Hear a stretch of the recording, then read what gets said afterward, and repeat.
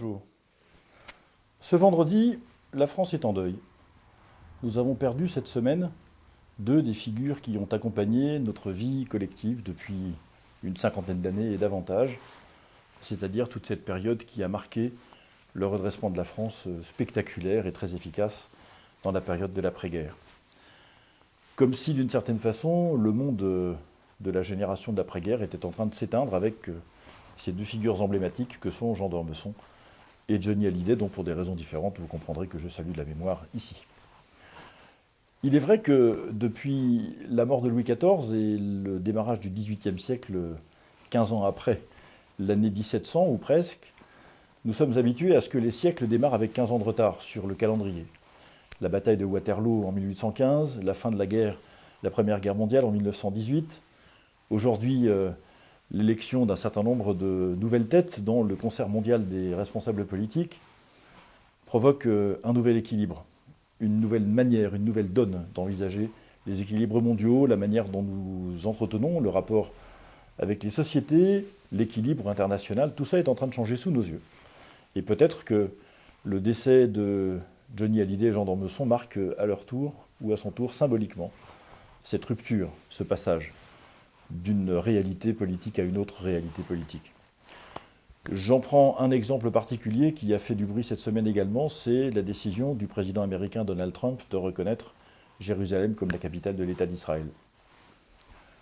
Il a été beaucoup décrié, il est beaucoup décrié. Je ne peux m'empêcher de considérer que, compte tenu de l'antériorité historique des peuples juifs sur ce territoire, il n'est pas illégitime qu'ils revendiquent Jérusalem comme leur capitale, ou comme sa capitale, et que petit à petit, l'Organisation internationale des États aille également dans ce sens, même si cela bouleverse un certain nombre d'équilibres, de décisions. Enfin, vous voyez bien tout le désordre que c'est en train de mettre. Au-delà de cela, plus généralement, il y a cette société, ce monde du XXIe siècle que maintenant, nous avons le devoir d'inventer. Alors, il y a deux manières d'inventer. La première, c'est de le faire en rupture avec ce qui s'est passé la veille, l'avant-veille, et qui a été porté par toutes les générations précédentes. C'est la posture d'un certain nombre de responsables politiques d'aujourd'hui, à commencer par notre chef de l'État. La seconde, c'est de considérer au contraire que tous ces invariants qui ont fait l'histoire des hommes, qui assurent la cohésion sociale de nos sociétés, doivent être maintenus, même dans un contexte tout à fait nouveau. Et nous avons porté au Parti chrétien-démocrate depuis longtemps un certain nombre d'innovations que peut-être, dans les temps qui viennent de s'écouler, nous avons un peu laissé de côté. Je veux dire un regard nouveau sur toutes les personnes qui sont en situation de faiblesse.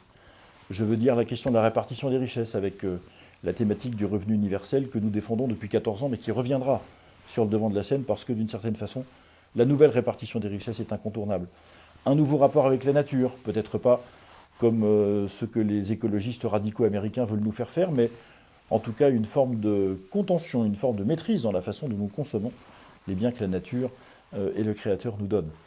Tout cela doit être inventé, tout cela doit être fait, refait, sans oublier que parmi ces innovations, et c'est là que je redeviens critique à l'égard de nos gouvernants d'aujourd'hui, la religion est un fait invariant de la condition humaine, la communauté nationale est un fait invariant de la condition humaine, la politique familiale et la cellule familiale est un fait invariant de la condition humaine, et que si nouveau monde il doit y avoir à construire, et il est devant nous, il ne peut pas se faire sans la référence à des valeurs extrêmement stables, extrêmement solides, sans lesquelles les hommes ne vivent pas.